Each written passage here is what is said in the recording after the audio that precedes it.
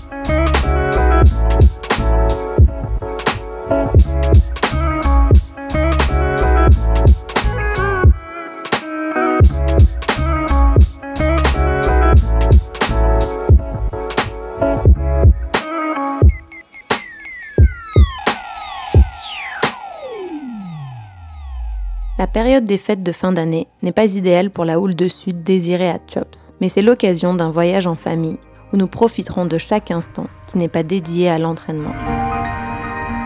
Tahiti est un paradis, le paradis des amoureux de l'océan. Surf, plongée, pêche, bateau, il y en a pour tous les goûts.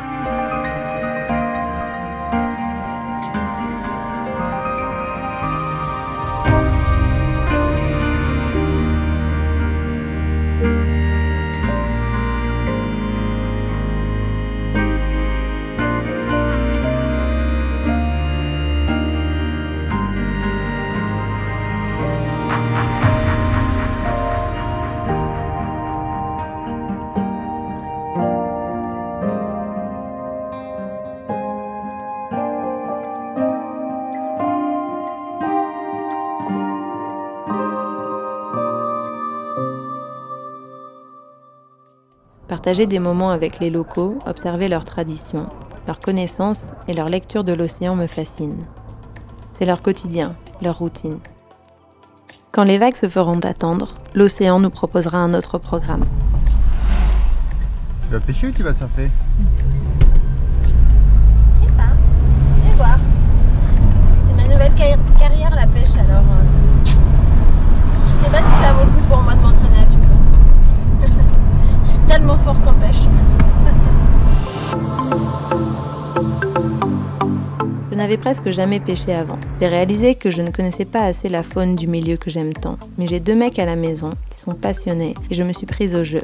Les garçons m'ont appris quelques techniques de pêche, au jig, au poisson nageur ou à la traîne. Pêcher est un moyen d'être en contact privilégié avec l'océan et me permet d'avoir un autre regard sur l'élément. Non, dandine pas la canne. Du bord, en kayak ou en bateau, l'approche est différente. Les techniques sont différentes et du coup l'adaptation et l'observation sont essentielles. Faut qu'on trouve une autre conversion, les gars.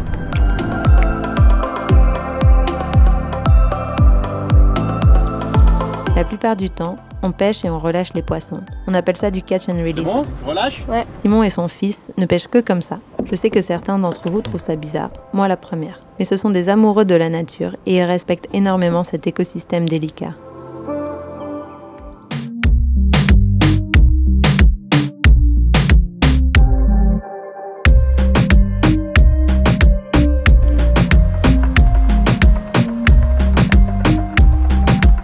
Décembre-janvier est aussi la période où je charge à l'entraînement. La coupure du World Tour me permet d'avoir quelques semaines pour être au top physiquement.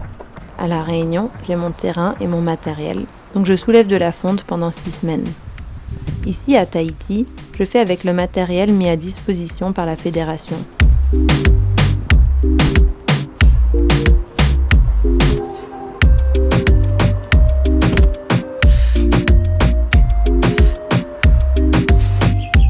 de la chance d'être logés dans une belle villa sur le lagon, avec une grande terrasse où nous pouvons bouger. Pas besoin de beaucoup de matériel pour transpirer. Juste un peu de place et de volonté.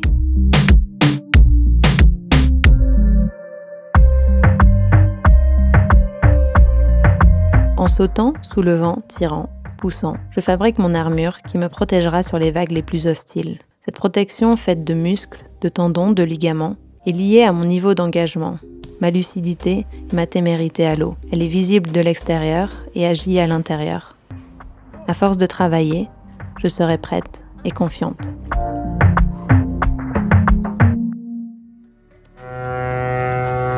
Nous sommes allés à Moorea d'un coup de ferry. Environ 45 minutes de trajet pour arriver sur ce petit paradis. Moorea est l'endroit idéal pour déconnecter. La nature est omniprésente sur terre et en mer. Célèbre pour son lagon, nous n'avons pas pu résister à l'appel des sentiers.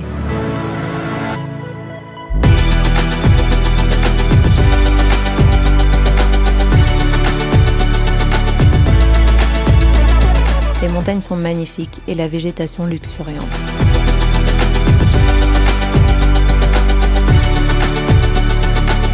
Courir, transpirer, suffoquer, mais grimper, là-haut, toujours plus haut. Souffrir pour finalement admirer d'en haut le lagon dans lequel nous passons nos journées. Entre surf, foil et plongée magique.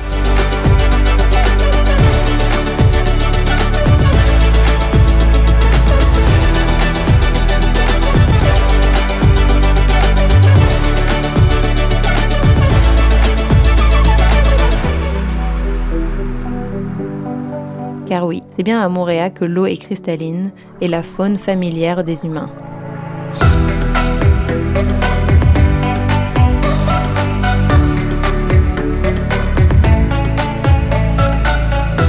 On a nagé avec les requins pointe-noire, on a caressé les raies pastenagues et on a admiré le ballet des balistes.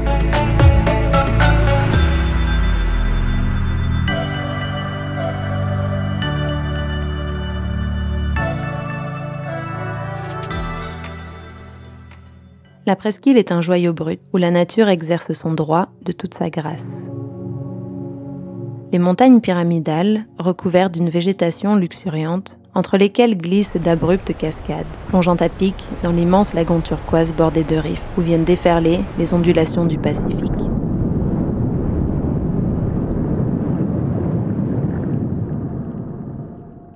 L'énergie qui s'en dégage est à la fois électrique et apaisante. Tehupo est l'autre bout du monde, le bout de la route, comme on le nomme en Polynésie, car au-delà de la rivière, nulle voiture ne s'y aventure. Sur la plage du village de Tehupo, il y a une petite vague qui déroule, souvent prisée des enfants après l'école. Mais quelques adultes s'amusent également sur des planches en mousse ou des bodyboards. On y est allé en famille pour partager quelques vagues en bodysurf.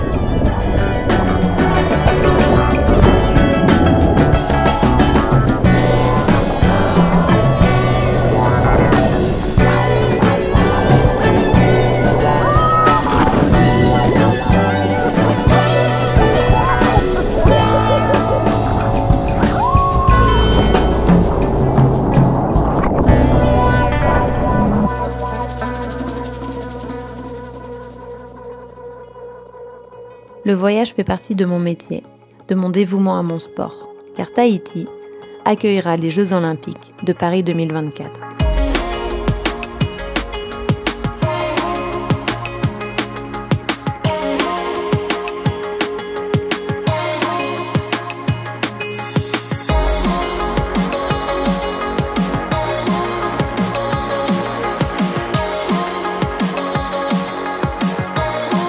Je voulais profiter peu de temps libre que j'ai en intersaison pour m'entraîner sur la célèbre gauche de Tehupo.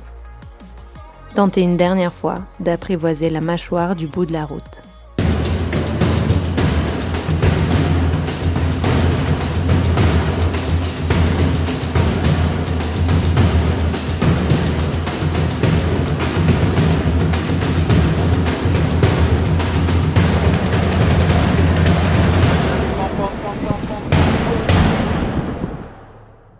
J'angoisse.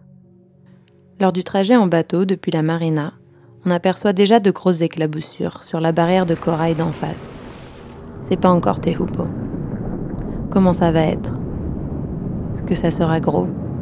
Est-ce que ça sera trop gros? Lorsqu'on arrive sur le spot, encore sur le bateau, j'essaye de voir la série pour savoir à quoi m'attendre une fois dans l'eau.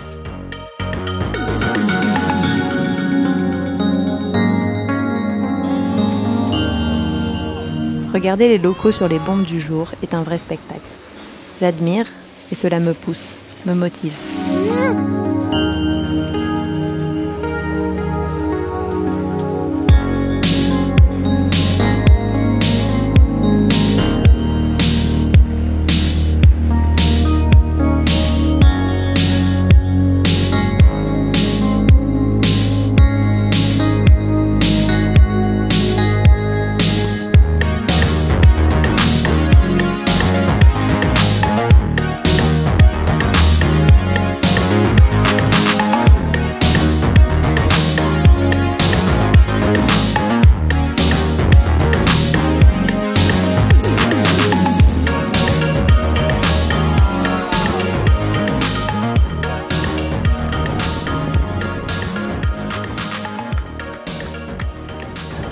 Ça va, ouais, cool.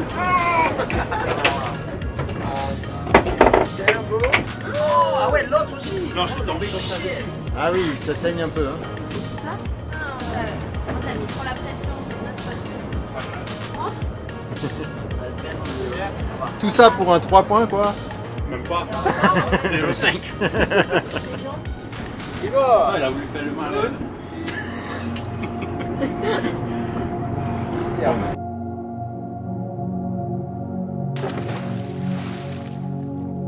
Le spot est à 300 mètres du bord.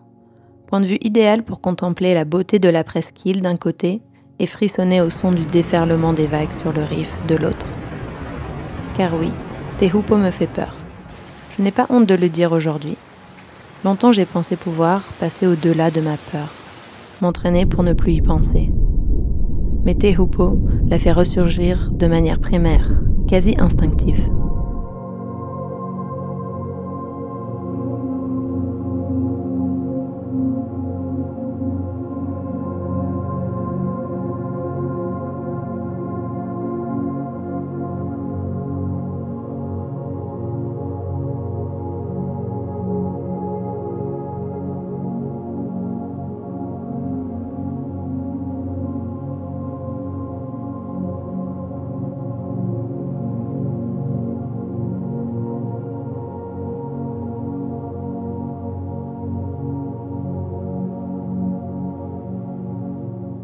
Quand le 7 approche, on parle de survie.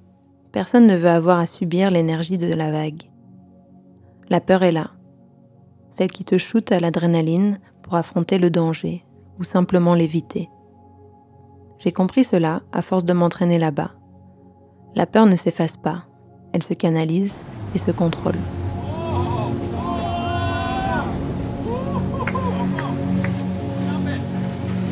La peur t'aide à ne pas prendre de risques inconsidérés, mais aussi à toucher tes limites. Elle se dompte. On n'apprivoise pas Tehupo. On apprend à la connaître, à la lire, à l'anticiper. Mes émotions sont comparables aux montagnes russes. Quand j'ai peur avant d'entrer à l'eau, je trouve des moyens pour ne pas le montrer. Je parle, je prépare ma planche. Est-ce que je vais y arriver ? Je repère mon placement en fonction des gens et des vagues. J'ai peur, mais il faut juste y aller.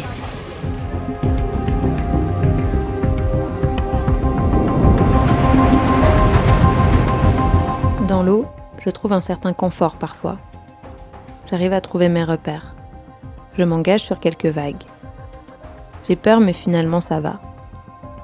J'ai peur, mais j'ai chuté et je ne me suis pas fait mal.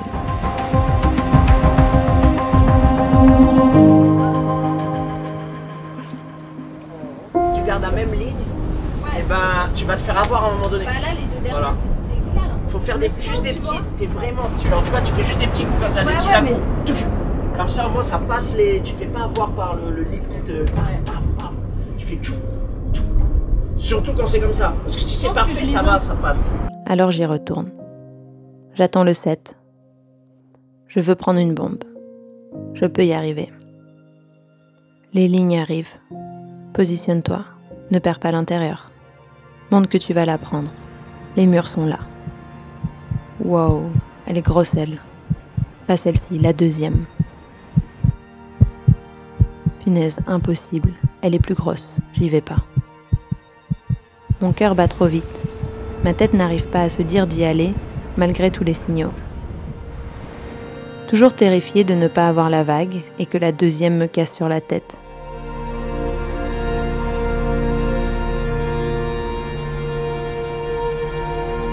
Après des réussites, lorsque je sors d'un tube, j'ai l'impression d'avoir trouvé la recette, jusqu'à la prochaine chute. On dit souvent « repetition makes perfect », et je suis plutôt d'accord avec cela. Mais malheureusement, c'est très dur de le mettre en pratique en surf. J'ai peur, mais il faut juste que je m'engage.